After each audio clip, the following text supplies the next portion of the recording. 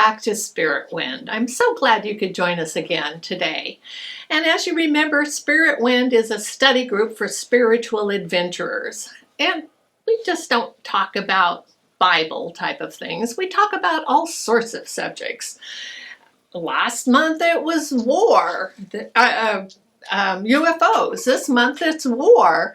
And you would think, why are spiritual adventurers talking about these kind of a thing? But it all ties back to spirituality, which is one of the reasons this is called Spiritwind, because all of these topics are very pertinent. And it's a challenge for us to think about these things sometimes, but that's why we have these classes. And we have these classes every Wednesday at 5:30 at Unity of Auburn, 1212 High Street. And so we invite you to come and be part of the discussion. Today, we're going to talk about what we talked about in April and then introduce a new topic. So with me today is Rick Wright, and he is our moderator, host, guru for all of these topics. And so, Rick, why don't you start us off discussing what we talked about in April? Well, in April, we studied a brief history of war. But the reason for that was to get to the point of the hope for peace. And hopefully by the end of this little summary, we'll get there. Well, that sounds good. Well, can you just share a little bit about what we discussed then? And I want to make clear at the beginning, some could say, well, you didn't say all the wars. Well, I do most of the wars up until you get to the United States. I talk about world wars around the world. But when I get to the United States, I only, at that point, talk about wars that the United States was involved in. So I'm just setting that off to begin with. Anyway, I wanted to start by sharing a few kind of facts. And that one is that over the last 4,000 years, which is recorded history, humans have had peace for only 268 years. No, this is all over Globally. the world? Yeah, globally. Oh. Yes. We know that according to historical records, the first recorded war took place around 2700 BC in Mesopotamia between the Sumerian forces and the Elamites, with the Sumerians winning. There's been about 14,351 wars through history that have killed approximately 3.6 billion people.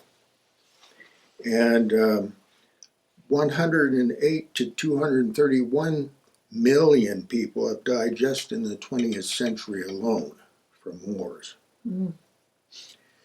The other thing I'd like to say is that while science and technology and discovery in all realms have exploded with time, from the time that humans first were on this planet, we've become very sophisticated technologically and so forth. But when it comes to war, yes, the technology's changed. We are able to kill more people at one shot than we were 2,000 years ago, but we haven't evolved in terms of being more peaceful and cooperative as a species. That part of us has not changed one bit. Anyway. Well, do you think that war is in our DNA? I think so. So it probably never will change, and of course you'll see what Plato had to say about that in a moment. Yes, because that doesn't make us sound very hopeful, does it? No. But where can we go from here? Well, we in the class we started with the Bible and looked at the Hebrew Bible and various wars in the Old Testament. And then we looked at the New Testament and saw the shift that took place in terms of Jesus saying to turn the other cheek and love your enemy and these sorts of things. Then we moved on to between 500 and 300 BC was the Art of War was written, and that was a work that even though it was 5 to 300 years BC, um, it still has been used all through history. Napoleon used it, Ho Chi Minh used it, Mao Zedong used it, Norman Schwarzkopf used it, and even Colin Powell used it.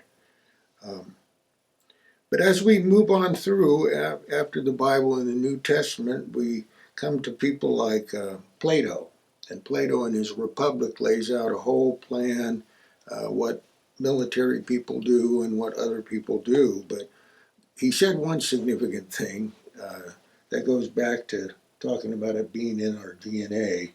He said, quote, "Only the dead have seen the end of war." So he just thought it was inevitable. Yeah, it's just inevitable. Yeah. Then we looked at the Crusades, and which happened around 1095 to 1291, and I pointed out some people think of the Crusades in a negative way, but actually the whole Crusades were twofold.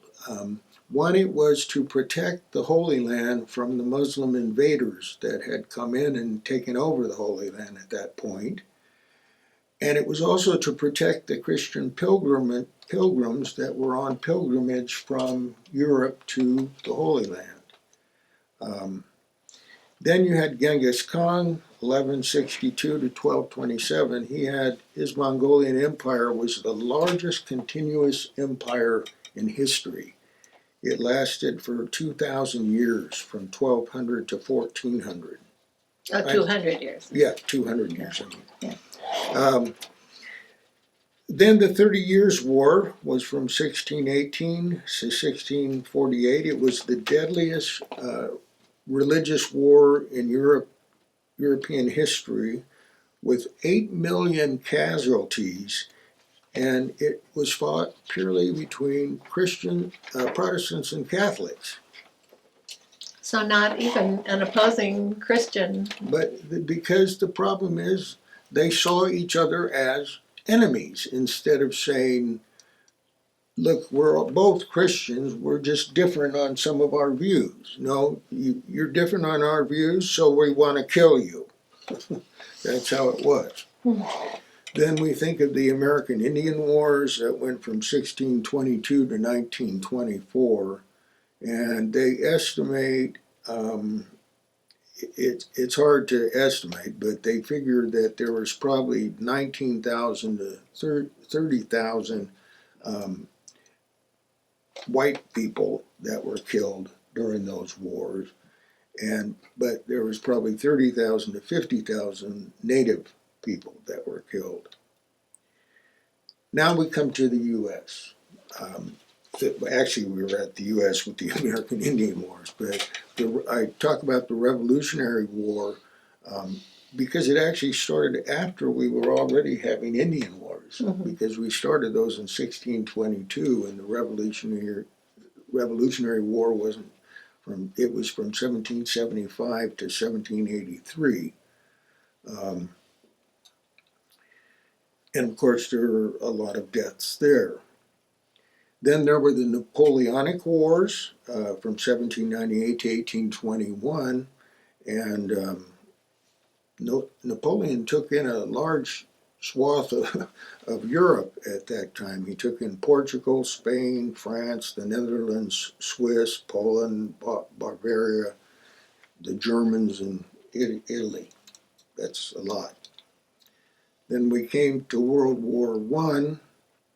Woodrow Wilson made two statements that have lasted in history but don't seem to happen. He said, "This is the war to end all wars." It wasn't. We've had plenty since. And it's the war to make the world safe for democracy. And that hasn't been true either. Then we could go at length on World War II. which went from 1939 to 1945. I don't want to say that much, other than I think most people have seen things on documentaries on TV and everything else about World War II. We know that there were three powers in the Axis, which was the Germans, the Italians, and the Japanese. And we know about the concentration camps, we know about Pearl Harbor, all those things, but all said and done, the estimates are that during World War II, some 70 to 85 million people died, making it the deadliest conflict ever. Then there was the Korean War that was against the spread of communism, which we didn't win on that. That was from 1950 to 1953, and it involved 33,652 U.S. deaths in that. Then the Vietnam War was in view of what they called the domino theory, that if they take Vietnam, then what'll be next and next and next, and we were trying to stop that. And there were 2 million deaths on both sides of that war, some 58,200 American soldiers dead, plus with people that were missing in action that have never been found. Then there was more recently, I should say, the Gulf War for the liberation of Kuwait. And there's an interesting book called Just Another War by Exene Cervenka and a photographer. It is very graphic pictures of the war with poetic commentary, if you can imagine, by Exene Cervenka. But that's an interesting thing. It's a very different take on war than most books you would see.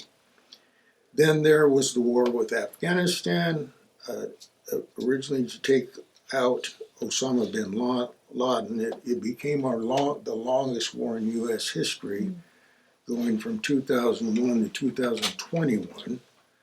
And then finally, I'm ending with the Iraq invasion to take out Saddam Hussein. And in that war, 130,000 U.S. soldiers was sent out with 4,486 deaths, but over 500,000 wounded. And the way our sophisticated weapons work these days, many people came back with missing limbs and so forth. So I think I'll stop there. That is a whole bunch of material to cover, Yeah. especially just in 1 month. Right. And again, how is this tied back to spirituality at all? Well, there was a Catholic theologian by the name of Hans Kuhn. And he made this quotation that I've kept with me for years, and it says, "Until there is peace among the religions, there will be no peace among the nations." And even to this day, I mean, you can say, oh, well, our wars aren't religious wars anymore. Tell that to the Muslim terrorists and suicide bombers and all that. Tell them it's not religious. It's religious, believe me. There are peace churches that I wanted to mention. Peace churches are among the Brethren, the Quakers, and the Mennonites, and their members are called conscientious objectors. They are churches that refuse to take part in war on the basis of freedom of conscience. And we're lucky in the United States that we can have that, because if you were in Germany during the war, there was no choice. You can say, I'm a conscientious objector, Then there are what are called, that's a little different, non-combatants. And there are several non-combatants A non-combatant is one that will serve in the military but won't bear arms. And Seventh-day Adventists are a significant group that does that. There are others. I mentioned them because if you've seen the movie Hacksaw Ridge, that was an amazing true story about a soldier by the name of Desmond Doss, who was a non-combatant, who saved just a ton of men in one of the wars that was at Hacksaw Ridge, they called it. We asked questions, but not that we got answers, but we asked questions like, if women were in charge, would there be less wars? You know. And another thing, John Lennon said, if you want peace, you won't get it with violence. Is that true? Violence begets violence. Yes. So what happened with the United States in World War II is we felt like if we didn't fight them, they weren't going to stop doing what they were doing. So we had to do it. Anyway, it's a very complex thing. But what's very encouraging is Alice Walker, the writer, has written a children's book on war called Why War is Never a Good Idea. And it's very good. Adults should read it and listen to it as well. And then I'll just end with the song we end with at Unity, and that is, let there be peace on earth and let it begin with me, meaning it all has to start with ourselves. And I think you bring up a very good point that once we understand other people and other religions and other viewpoints, it makes it a lot more acceptable and a lot less likely that we're going to go to war with those people. Exactly. And I'm very happy that you are providing a lot of that instruction for us so that we can realize that. Well, thank you. So thank you for the war synopsis. And so now let's go into what we're going to be covering in the month of May. So we're going to be doing a class entitled The Magical World of Jesus? Yes. Does that mean he's magic? Well, where I got the idea is a book that I read. It's called, strangely enough, Jesus the Magician. And it's written by Morton Smith, who taught, he was professor of ancient history at Columbia University, but he was educated at the Hebrew University of Jerusalem and Harvard Divinity School. So he was a smart guy. And he wasn't just throwing something out there that had no substance to it. And the idea is that research has shown, and I know most people don't know about this stuff, it's because ministers don't want to say this stuff in church because they are afraid it'll unsettle their people, and cause them to doubt things. But research has shown that religions in the Mediterranean around the time of Jesus and even preceding the time of Jesus had stories of incarnate gods answering and resembling the miraculous nature of Jesus. So that means healing the sick and resurrecting people from the dead and all those water, magical of things. All those things. Oh. And we call them miracles. But at that time, in his day, it was magic. And you'll see why very soon. But anyway, there were accounts of these divine incarnations that resemble Jesus Christ very much,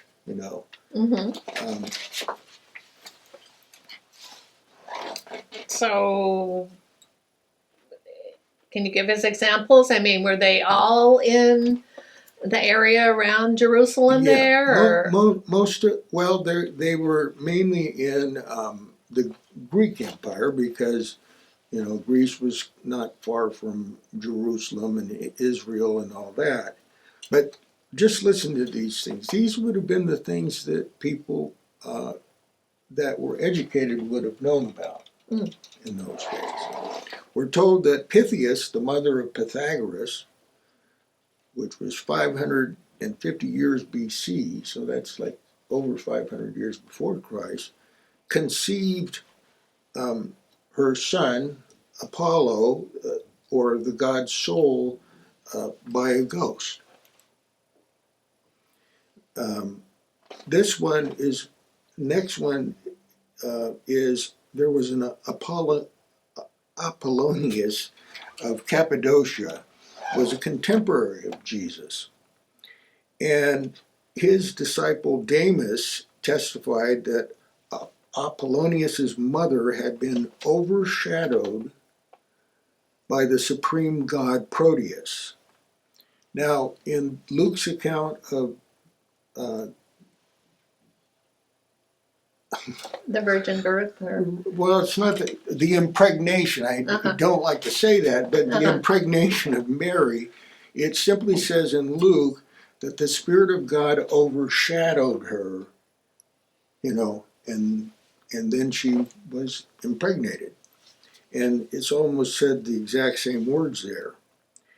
Pythagoras, who was the son of Pythias that I talked of earlier, was a mathematician, but he was also a priest and a magician, said to pray, do miracles such as raising the dead and giving oracles, or oracles telling the future and things like that.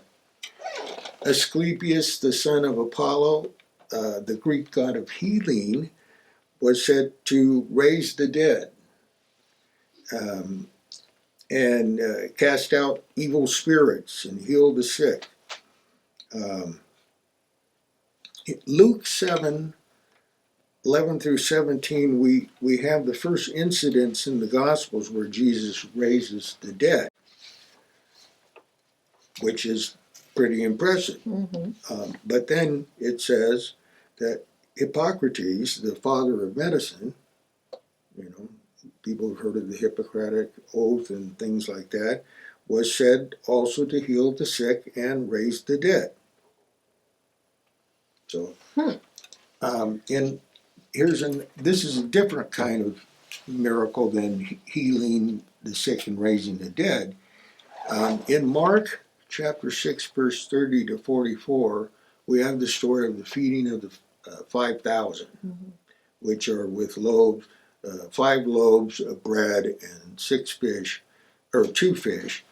And but Apollonius of Tyana described witnessing a feeding miracle similar to Jesus' feeding of the 5,000, and a supernatural feat which Celsus, who was a writer in those days, a non-Christian writer, tells us it was, quote, an illusion performed by many holy men. Oh. I mean, think of it today. We think, well, you just can't explain it. There's no way. How could they have 5 loaves of bread and 2 fish and feed 5,000 people? Well, how can a magician today take a 747 jet on stage? Well, even I've seen him do it. I can't remember which one it was, but he did it on the runway and put a little fence around it of like a, I don't know, curtains around it, and sets the things, and at a certain time the curtains drop and the 747 wasn't there anymore. So anyway, the next thing I wanted to do in the class is there's a book called Ancient Christian Magic, Coptic Texts on Ritual Power. This is a book that shows that Christians in the early centuries of Christianity, because they thought Jesus was a magician, they tried to reproduce magic themselves. And so in the book they distinguish between what they call high or white magic versus low or black magic. And they say that the people saw Jesus' miracles as white magic, Mm-hmm. but the Pharisees saw it as black magic. And that's why in Matthew 22, verse 24, the Pharisees said, "This fellow casts out demons by Beelzebub, the prince of demons." They were saying he was doing black magic, you know. And it's interesting because Roman and Greek law both condemned magical acts from 82 BC to 529 CE. And Paulus, one of those who wrote, he was a jurist at that time, he wrote this, quote, "It is a prevailing legal opinion that participants in the magical art should be subject to extreme punishment. That is, either thrown to beasts, crucified, or the magicians themselves should be burned alive." Well, doesn't that kind of say that magic works? Well, they didn't like it. And that they didn't like it? Right. So that's really pretty interesting. Yeah. But anyway, they found just many magical amulets and spells and everything from that particular time. I'll just leave you with one. This is a woman named Aria that was suffering from fevers. And she wrote this. This was a spell she wrote. "Truly guard and protect Aria from the one-day chill, and from the daily chill, and from the nightly chill, and from the mild fever on the top of the head. You shall do these things graciously and completely, first on account of your will, also on account of her faith, because she is the handmaiden of the living God." And then it has a formula written out, and hopefully you'll be able to see it, because I can't explain it to you. And you won't understand it, and I don't understand it. Only she understood what she meant it to be. Well, So, I guess that means that's a really good reason for people to come to our class. yeah, and find isn't out. it? Yeah. And so let's remember that we do have our class every week at 5:30 at Unity of Auburn. And there's no charge for this class, and everyone is welcome to come and challenge us and challenge yourself and listen to what we have to say. And I want to thank you again, Rick, for all of your information and introducing these fascinating subjects to us. And thank you.